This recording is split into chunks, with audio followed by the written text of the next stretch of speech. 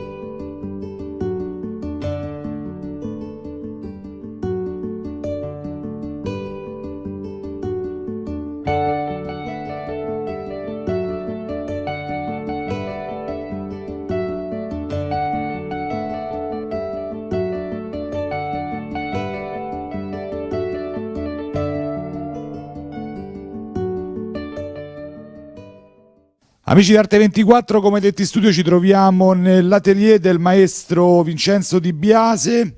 Per la parte critica con noi il professor Claudio Lepri, un grandissimo maestro che basa la sua arte su idea, luce e colore. E come sempre adesso venite con me.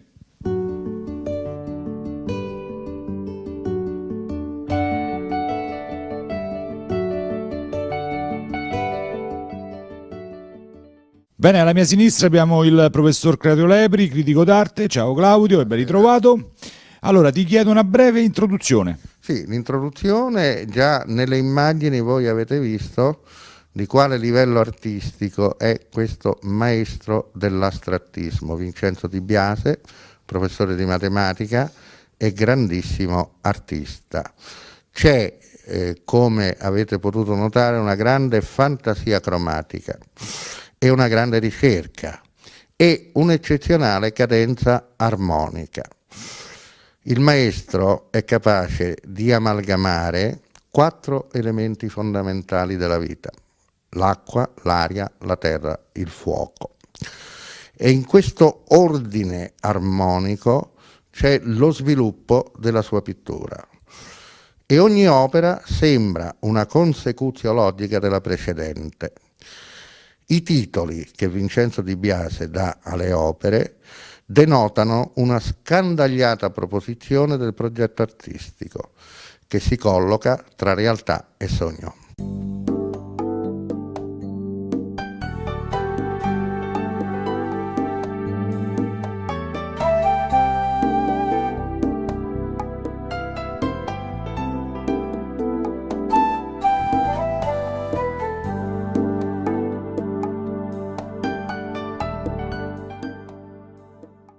Scopriamo le 5 tematiche che il professor Claudio Lepri ha dato alle opere del maestro. Iniziamo dalla prima. Sì, è importante e fondamentale questa suddivisione che comincia col puntinismo cromatico e qui Vincenzo Di Biase in punta di pennello assembla dei cromatismi prevalenti affiancati da puntocromie secondarie e tutto questo insieme compositivo dà una dimensione verso una ideale centralità.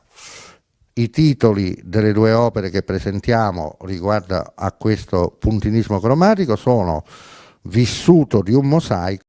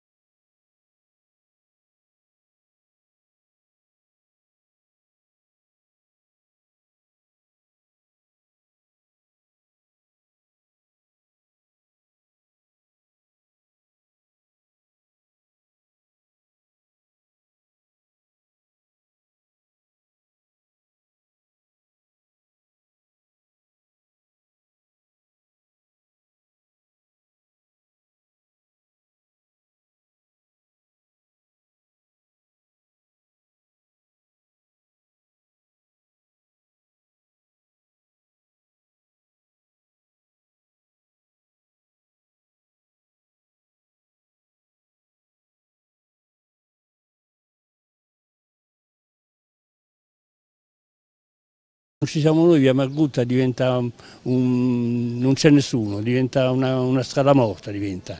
È importante la nostra manifestazione perché le ambasciate mi telefonano per sapere quando c'è la mostra, perché fanno parte degli itinerari turistici Di vari tour. Sì, quindi è importante. Purtroppo devo lamentare la mancanza di attenzione da parte del Comune di Roma, perché noi dovremmo essere il fiore all'occhiello del Comune, invece il Comune di Roma non è che ci supporta abbastanza quanto dovrebbe fare, insomma, ecco.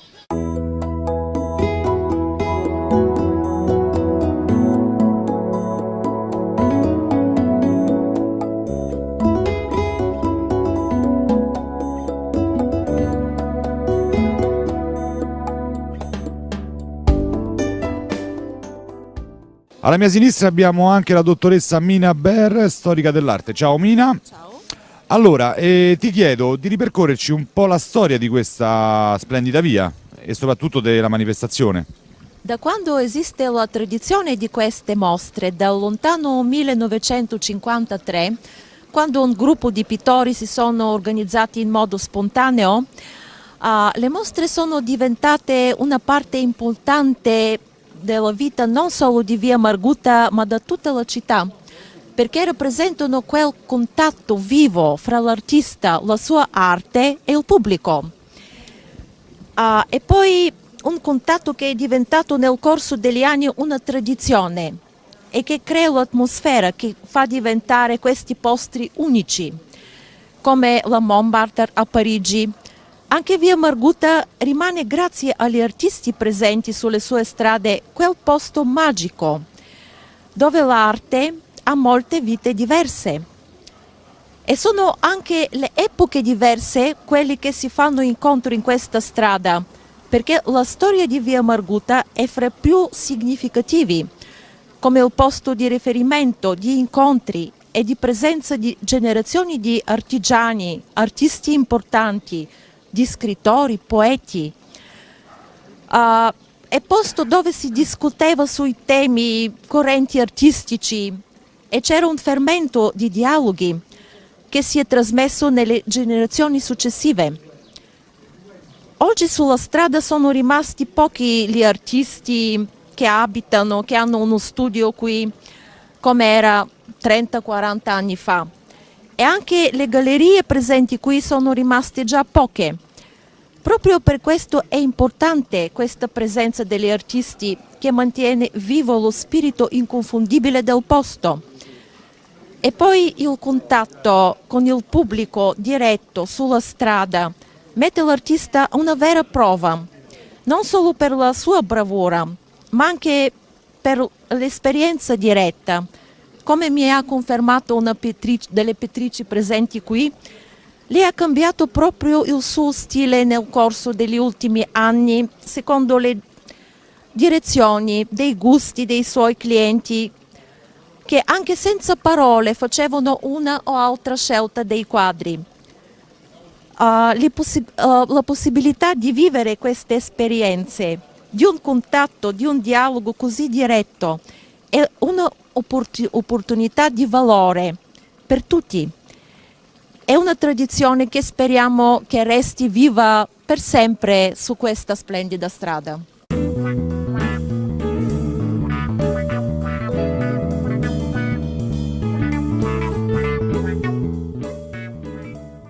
Allora, la Margutta da sempre è stato, diciamo, ha avuto il merito di valorizzare il cuore pulsante di Roma. Gli artisti sono sempre stati qua.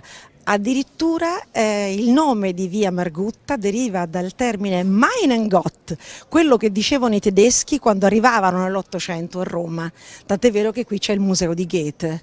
Quindi diciamo che è una storia che si protrae negli anni, sono state fatte molte edizioni della Margutta e devo dire che la varietà di artisti, dall'astratto al figurativo, al tradizionale, ha la valenza positiva di offrire una miriade di spunti e di idee, no? Perché non è una cosa monotematica o monotona, ma tu trovi di tutto e quindi passeggiando puoi trovare il pittore che ti si avvicina allo spirito, quello che ti allontana, però il bello è questa varietà.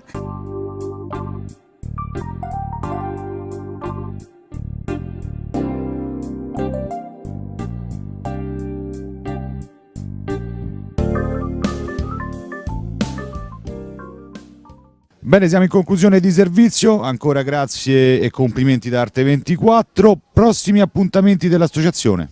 Ecco, innanzitutto mi auguro che vi sia piaciuta la manifestazione e che abbiate visto le opere esposte che sono degne di essere osservate attentamente. E il prossimo appuntamento è il 25 e il 26 di giugno a Montecompatri. Siamo stati invitati dal comune di Montecompatri e noi volentieri andiamo a fare questa manifestazione via Margutta a Montecompatri, quindi portiamo il nome di via Margutta laddove i comuni ci chiamano. L'abbiamo fatto nel passato, l'abbiamo fatto a Fiuggi, l'abbiamo fatto in tanti posti d'Italia e quindi questa volta lo facciamo a Montecompatri. Montecompatri è un bel paese e quindi siamo contenti tutti quanti di andare a Montecompatri. Bene, grazie ancora e complimenti ancora. Grazie.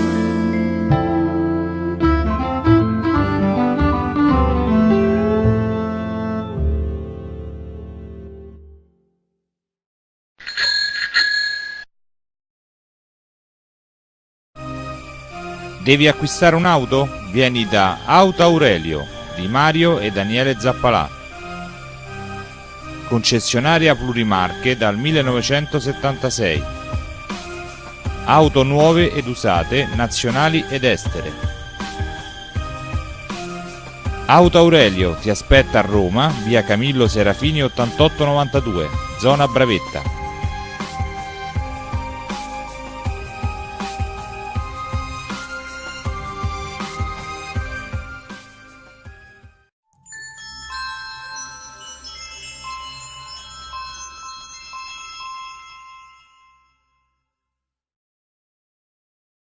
Bene, siamo in conclusione di puntata, cari amici, vi ricordo la nostra pagina Facebook, il nostro canale YouTube e anche il nostro sito internet www.dfgroma.com.